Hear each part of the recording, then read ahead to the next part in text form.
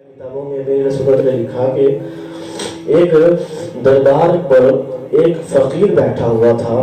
उस फकीर ने एक पानी का प्याला रखा हुआ था पास, और उसने अपना हाथ डाला हुआ था। यानी तवज्जो है जी आपकी, फकीर ने अपना हाथ पानी में डुबो रखा था। तो पास बैठे बंदे को कहने लगा, वाकया सुनाने लगा। उसने कहा ये क्या मामला है, पानी में हाथ रखते हो? कहा कि बड़ी दर्दनाक कहानी है। कहा कहो तो सुना दो। कहा सुना दो।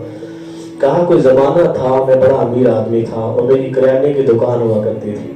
मेरे पास एक शख्स आता था जो मांगने की जिसको आदत थी है। तो जब मैंने मालूमात की तो उसके हालात बड़े अच्छे थे, उसके बच्चे जो थे बड़े खाते पीते थे। जब बच्चों ने पता चला कि ये मांगने की आदत पड़ गई और बाज नहीं आता, बच्चों ने उसे बड़ा समझाया, लेकिन जब वो मुसलसल बाज ना आया तो बच्चों ने घर से बाहर निकाल दिया उसको। ये वो जो है मांगने की आदत उसको ऐसी, जब मांगने की आदत पड़ जाए ना फिर ये बढ़ जाती है, फिर काम नहीं कर सकते ये लोग, ठीक है जी। घर से बाहर निकाल दिया। कहा कि फिर ये मुसलसल मेरे पास आता, गपशप होती, फिर कम चला जाता अपना मांगने के लिए। फिर कुछ दिनों तक जो है जब ये ना आया तो मुझे फिक्र हुई कि गया कहाँ। जब उसने ठिकाना अपना बता रखा था, मैं पता करने के लिए चला गया।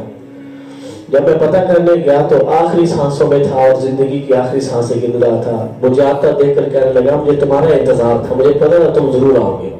कहा कि मैं आ गया। क्या बनी? कहा बीमार हूँ, बस आखिरी जो है वो है।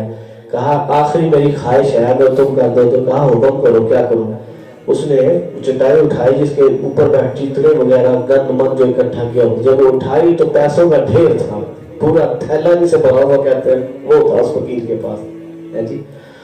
कहा कि ये जो पैसे हैं मेरी कुल कमाई गई है, मैंने जमा किए, ये खाते भी नहीं है ना जो फकीर होते हैं, है जी।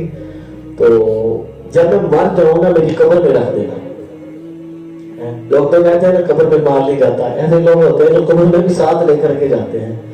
तो मर गया अपने वक्त पर। कहा कि मैंने एक दो लोगों के साथ मिलकर उसकी कब्र खोदी और उसकी जगह बनाई, इसके माल की जो है उसको भी दफना दिया। कहा वक्त गुजरता रहा, गर्दिश अय्याम आए, मेरा काम ठप हो गया बिल्कुल।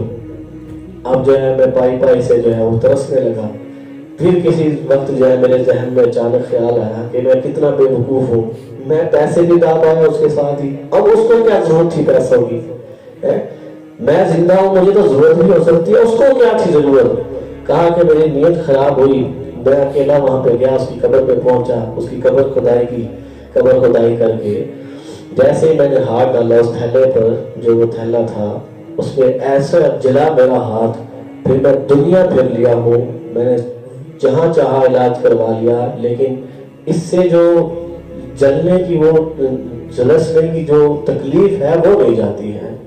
जब पानी में हाथ रखता हूँ तो तकलीफ थोड़ी कम हो जाती है, बाहर निकालता हूँ तो वही तकलीफ आती है। कहा कि मैं वहीं से छोड़ करके इसको जो है, ये है इंसान के हिर्स और इंसान की लालच जो है इंसान को परेशान। हमें ये परेशानी कोई नहीं हो रही कि रात को भूखा सोना पड़ेगा।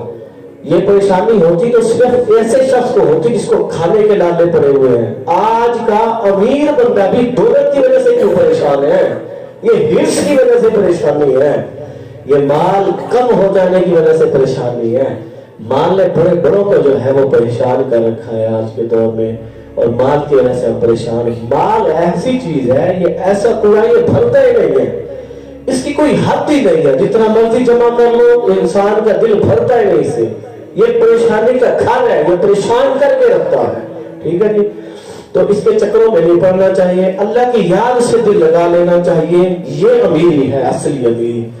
असली अमीरी ये है कि इंसान को और की तलब न रहे। इसको गिना कहते हैं, इसको गिना कहते हैं। अमीरी इसको कहते हैं जिसके दिल में जो है और की तलब रहे, वो अमीर नहीं होता, वो गरीब होता है, वो मंगते का मंगता होता है, हरीस का हरीस होता है। जब वो भारी रहा उसका दिल, अभी भूखे का भूखा ही है, अभी और की तरफ है, वो निहायत गरीब है। अमीर कौन है? जो राजी हो गया, या अल्लाह तेरा शुक्र है मेरे मालिक, तूने बहुत दे दी। जिसने ये बात सोच ली दिल में और समझ ली, वो शख्स शहनशाह बन गया, वो शख्स जो है बादशाह।